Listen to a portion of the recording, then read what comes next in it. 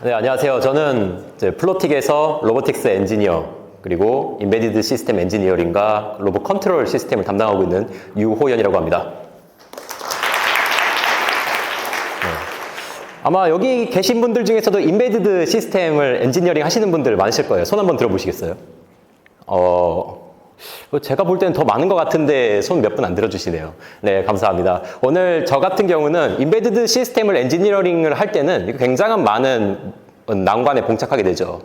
그런 것들을 해결하는 방법에선 여러 툴이 있지만은 그 수많은 툴 중에서 이제 로스의 패키지 중 하나인 마이크로 로스에 대해서 한번 설명을 드리고자 합니다.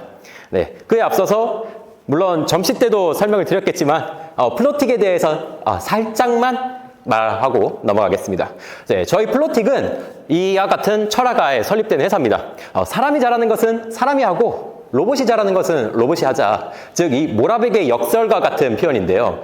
저희는 이런 철학을 어떻게 하면 관철시킬 수 있을까? 그래서 어떻게 하면 사람들한테 로봇을 더 잘 쓰게 할 수 있을까? 이런 생고 방식을 통해서 물류 로봇 시스템에 저희의 철학을 관철시키도록 한번 해봤습니다. 그래서 저희 같은 경우는 여러분들도 아시다시피 로봇만 잘 만들어서는 이 물류 시스템 혹은 이 어플리케이션 도메인에 적용하기는 굉장히 어려워요. 그래서 저희도 이것들을 알고 있으니 물류 전문가들과 함께 저희 실제 로봇 안에는 물류 전문가분들이 다수 계시고요. 물류 전문가들과 함께 엔지니어들도 물류를 공부하고 그리고 이 로봇한테 물류 시스템을 알려주고 그것들을 컨트롤할 수 있는 이제 플로틱 서버라고 하는 관제 시스템도 같이 만들면서 개발을 하고 있습니다.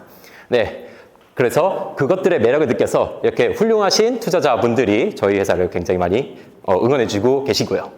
자, 이제 본론을 한번 넘어가 보겠습니다. 자, 인베디드 시스템입니다. 인베디드 시스템이라는 것은 보통 이런 목적으로 많이 씁니다. 첫 번째는 전력이 적은 시스템을 필요할 때 혹은 저지연이 필요한다던가 아니면은 리얼타임, 빠른 시간 안에 혹은 한도된 시간 안에 업무가 처리되게 하는 것 때문에 사용하기도 하고 마지막으로는 가장 많이 쓰는 거죠. 센서라던가 아니면 액추에이터 같은 하드웨어 제어 시스템을 하기 위해서 인베디드 시스템을 사용합니다. 근데 여기 인베디드 엔지니어 분들도 많이 계시다시피 인베디드 엔지니어링을 할 때는 많은 난관들이 있죠. 할 것들이 굉장히 많습니다. 일단은 회로 설계도 해야 되고요. 그 다음에 시스템 디자인도 해야 됩니다. 어떤 센서가 적합한지 골라야 되는 거죠. 그리고 센서를 붙이고 액추에이터를 골랐으면은 제어를 해야 됩니다. 내가 인풋한 그 레퍼런스를 추종하는 시스템이 맞나? 그런 것들로 당연히 제어 시스템을 구성을 해야 되고요. 그리고 마지막으로는 PC와의 통신도 한번 고려해 봐는 거죠. 그래서 제가 오늘 말씀드리고 싶은 거는 바로 네 번째 통신 시스템에 대한 겁니다. 네, 어떻게 하면은 이 MCU와 PC를 통신을 쉽게 할 수 있을까? 이런 것이죠. 아마 전통적인 방식 같은 경우는 이런 것들이 많이 있었습니다. 자, 먼저 트랜스포트를 고릅니다. 어떤 전기선에 통신을 보내야 될지 그것을 먼저 고민하는 거죠.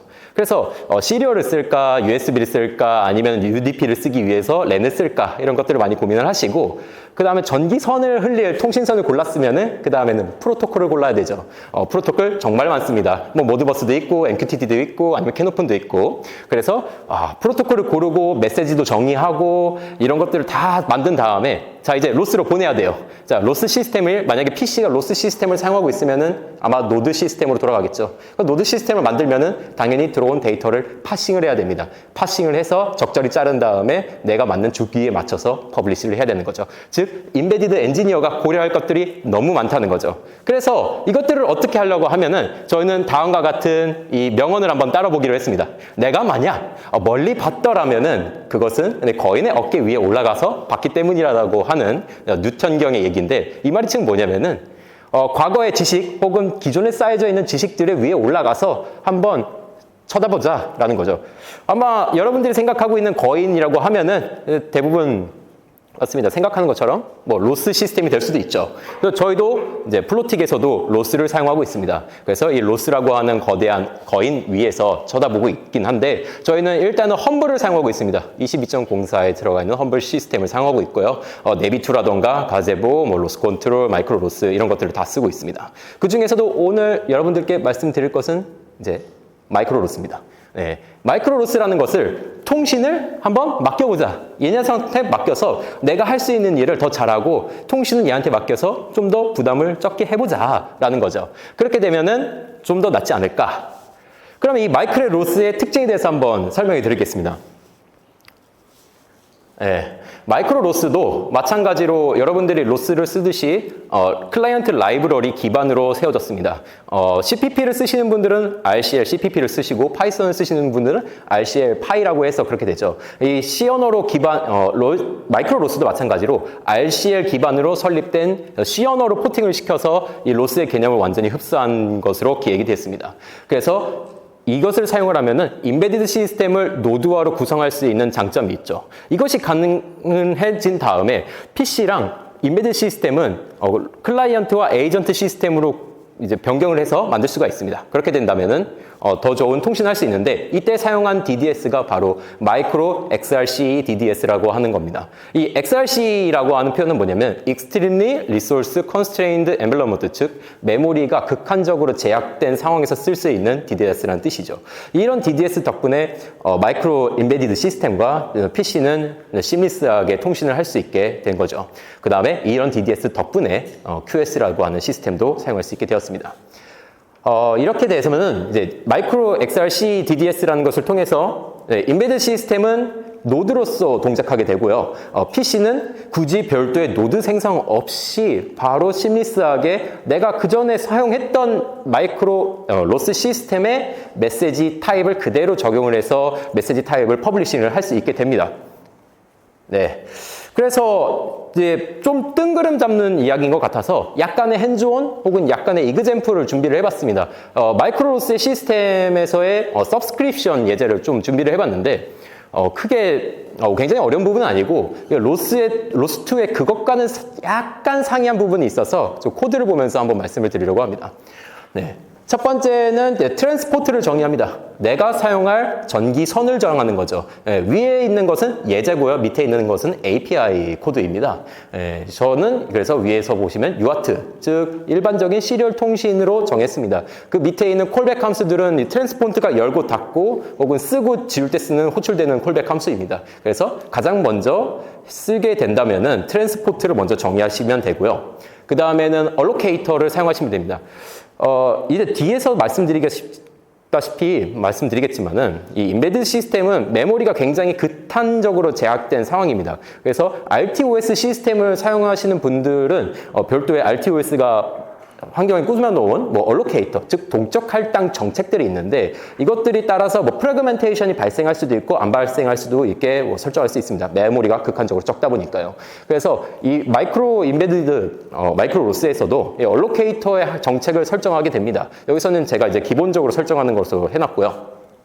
그 다음에 서포트라고 하는 것을 정의합니다. 이제 서포트라는 것은 이 RCLC 환경에서 노드라던가 서브스크립션, 혹은 타이머 익스큐터들을 쉽게 정의할 수 있도록 도와내주는 서포터 객체라고 생각하시면 됩니다. 여기서 지원은, 이 서포트의 지원을 받는 앞으로 계속 만들어질 노드라던가 생성을 하게 될 거고요. 서포트도 아까 정의했던 얼로케이션의 파라미터 아규먼트에 집어넣어서 이제 생성을 하게 됩니다. 네, 그 다음에는 노드를 작성해주면 되는데, 노드 쓸 때도, 노드도 이제 로스와 그게 차이점은 없죠. 서포트가 들어가 있는 거 빼고는요. 네, 그 다음은, 서브스크립션을 초기화하면 됩니다. 서브스크립션을 초기화할 때, 이제 C 언어나 아니면 C++이나 혹은 파이썬을 사용하신 분들이라고 하면은, 좀 정의하는 방식이 좀 다르다는 것을 느끼실 수 있어요. 여기 보시면은 IDL이라고 하는 타입 서포트라는 걸 쓰는데 보통 IDL 같은 경우는 로스 코어의 핵심 API 중 하나예요. 어떤 메시지 타입의 객체를 생성하거나 아니면 파괴할 때 도와주는 건데 로스 CPP나 아니면 로스 파이 같은 경우는 그것이 잘 사람들이 쓸 수 있도록 랩핑이 되어 있지만은 로스 RCLC 같은 경우는 드러나 있죠. 그래서 이것의 도움을 받아서 서브스크립션에 받을 메시지 타입을 적으면 되고요. 저 같은 경우는 지금 트위스트 메시지를 서브스크립션 받기 위해서 밑에 서브스크리버를 트위스트로 이름을 바꿨습니다. 네. 그 다음에는 익스큐터입니다. 익스큐터는 아까 이전에서도 몇 번의 발표를 들은 것처럼 익스큐터를 많이 쓰시는 분들도 있고 아니면 익스큐터를 처음 쓰시는 분들도 있으실 거예요. 익스큐터 같은 경우는 아마 멀티스레드 하실 분들도 많이 쓰실 그런 부분인데 마이크로로스 같은 경우는 익스큐터를 기반으로 해서 서브스크립션을 돌리거나 아니면 타이머를 돌리거나 그런 시스템이기 때문에 익스큐터로 하게 됩니다. 여기서 약간 임베디드 시스템하고 일반 PC의 로스에 약간 차이점이 보이는데 인베디드 같은 경우는 주기성을 띠는 프로그램이다 보니까 뒤에 어떻게 저기를 하게 되냐면요. 익스큐터의 서브스크립션을 등재를 할 때 이 인보케이션이라고 하는 영역이 있습니다. 이 인보케이션 영역이 뭐냐면은 콜백 함수가 호출될 때 어떤 정책을 택하냐라는 거죠. 일반적으로 콜백 함수 같은 경우는 어떤 데이터가 새로 들어왔을 때 호출이 되죠. 근데 인베디드 시스템 같은 경우는 주기성을 지키는 것이 굉장히 중요하기 때문에 이 주기성을 지키기 위해서 always라고 하는 인보케이션 타입이 들어가 있습니다. 즉 메시지 콜백이 호출이 안 되어도 이 콜백이 실행시킬 수 있도록 설정하는 것이죠. 그래서 이 서브스크립션에 이 익스큐터에 이 서브스크립션을 등재를 하고 나면은 최종적으로는 스핀을 돌리면서 이 적당한 본인이 원하는 헤르츠에 맞춰서 주행을 하게 됩니다. 실행을 시키면 됩니다. 네, 그래서 이 본 시스템을 마이크로 로스의 에이전트를 실행하게 되면은 DDS에서 볼 수 있는 것처럼 엔티티들이 생성이 되고 그런 것들을 이제 볼 수 있습니다. 이거 같은 경우는 뭐 크게 중요한 건 아니고요. 네, 저희 플로틱에서 사용하는 것 중 하나, 플로틱에서 실제 사용하고 있는 마이크로 로스를 실행을 했을 때 에이전트에서 뜬 화면들입니다. 엔티티들이 그냥 생성이 되는 것을 그냥 한번 보여드렸습니다. 즉 이런 식으로 DDS를 통해서 에이전트랑 그 다음에 클라이언트가 MCU랑 PC가 연결되는 것을 볼 수 있습니다. 예. 그래서 아마 대다수 사람들이 이제 두 번째로 궁금하실 거는 이 로스 시리얼과 이 마이크로 로스의 차이점에 대해서도 굉장히 많이 궁금하실 것 같아요. 네. 그래서 몇 가지 짧게 준비를 해봤습니다. 근데 API 같은 경우는 뭐 로스 시리얼을 기존에 사용하셨던 분들은 항상 C++로 개발을 해야 된다는 단점이 있었는데 마이크로 로스 같은 경우는 C랑 C++ 둘 다 지원하는 특징이 있고요. 아키텍처는 둘 다 서버 클라이언트로 동의를 합니다. 노드 API 같은 경우는 RCR 기반이다 보니까 마이크로 로스는 로스를 사용하신 분들은 쉽게 마이그레이션을 할 수 있어요. 로스2 말씀입니다. 그 다음에 네, 타이머 같은 경우는 아마 로스 시리얼을 사용하신 분들이라고 하면은 주기적으로 본인이 그런 RT 환경을 만들어서 인터럽트를 만드는 거고 그걸 호출하는 방식으로 썼다라고 하면은 마이크로 로스는 그냥 기본적으로 타이머가 있기 때문에 그 타이머에 익스큐터에 올려서 실행하는 방법을 취하기도 합니다. 네, 통신 방식에서 좀 약간 차이를 보입니다. 로스 시리얼은 말 그대로 시리얼이기 때문에 UART만 주로 지원하는 그런 느낌이 있었어요. 그에 반해 마이크로 로스 같은 경우는 시리얼 통신은 물론 랜선 기반 혹은 랜선 기반이나 이런 이더넷 기반의 UDP나 TCP 이런 통신도 기본적으로 지원을 하게 됩니다. 그 다음에 좀 차이를 보이는 부분은 바로 운영체제 쪽인데요. 로스 시리얼 같은 경우는 베어메탈이죠. 운영체제가 필요 없습니다. RTOS가 필요 없는 반면 마이크로 로스 같은 경우는 포직스 기반의 운영체제를 사용한다는 그런 단점이 있습니다. 왜냐하면 좀 더 메모리를 복합적으로 사용하기 때문에 아두이노 같은 경우는 베어메탈로 똑같이 돌아갑니다. 근데 ST나 르네상스 이런 칩들을 사용하신 분들이라고 하면은 프리 RTOS나 아니면 너츠X 혹은 잭피르 이런 RTOS를 사용을 하셔서 개발을 하셔야 되는 단점이 있습니다. 네, 타임 싱크 프로토콜은 다음과 같고요. 네, 마지막으로 가장 중요한 부분이지만 지원 로스 같은 경우는 마이크로 로스는 로스2, 로스 시리얼은 로스1에서 마무리가 되었어요. 네. 그래서 이제 플로틱에서는 어떻게 개발을 했는가 이렇게 말씀을 짧게 드리자면은 저희 같은 경우는 이제 MCU 같은 경우는 ST사의 콜텍스 M4 아키텍처를 사용하는 거를 사용했습니다. 램은 한 260kB죠. 네, 킬로바이트 정도로 되는 걸 사용했고요. RTOS는 프리 RTOS고 태스크는 7개 정도로 사용을 했습니다. 트랜스포트는 그냥 기본적으로 UART고 BPS는 1M 정도로 세팅을 했습니다. 그래서 저희가 이제 토픽 같은 것들을 다 공개할 수는 없고요. 일반적으로 보여드릴 수 있는 것 중에 대표적인 거 몇 가지만 보여드린다면은 이제 레인지 데이터, TOF에서 나오는 레인지 데이터라던가 IMU 데이터, 그 다음에 각종 뭐 로봇에 받아들일 수 있는 범퍼 데이터라던가 혹은 이제 배터리 스테이트 같은 것들을 이제 퍼블리시하게 만들었고요.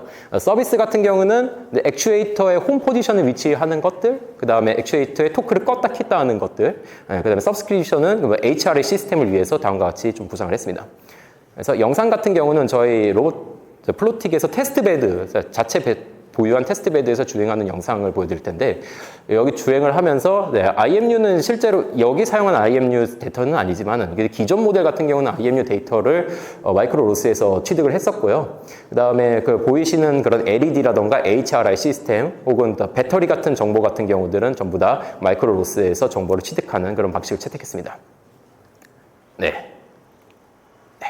그래서 만약에 여러분들이 마이크로로스에 관심이 있으시다면은 다음과 같은 사이트를 참고해 보시면 좋을 것 같습니다. 맨 위는 공식 홈페이지입니다. 그래서 마이크로로스 기본 홈페이지인데 참고로 마이크로로스는 이프로시마, 여러분들이 사용하고 있는 패스트 DDS를 만드는 회사인 이프로시마에서 제작을 했습니다.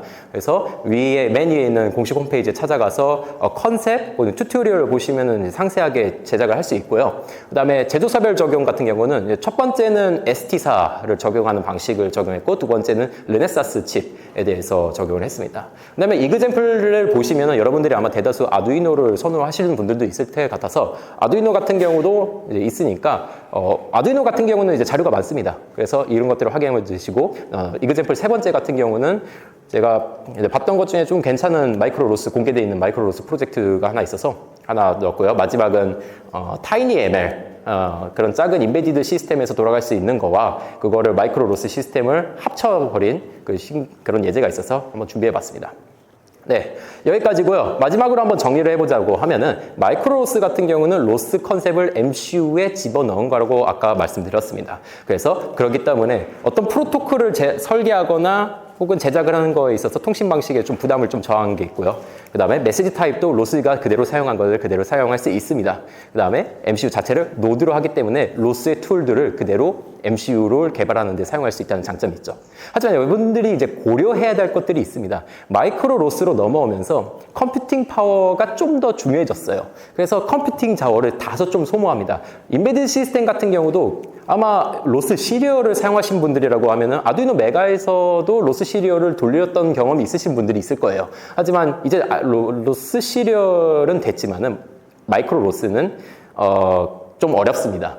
기본적으로 램 같은 경우도 100KB 정도가 되는 그런 시스템에서 돌려야 되기 때문에 또 그런 메모리가 좀 복합적으로 쓰기 때문에 좀 어렵고요. 만약에 사용하시게 된다면은 아두이노 듀에 정도를 좀 권장드립니다. 듀에는 예제가 많으니까요.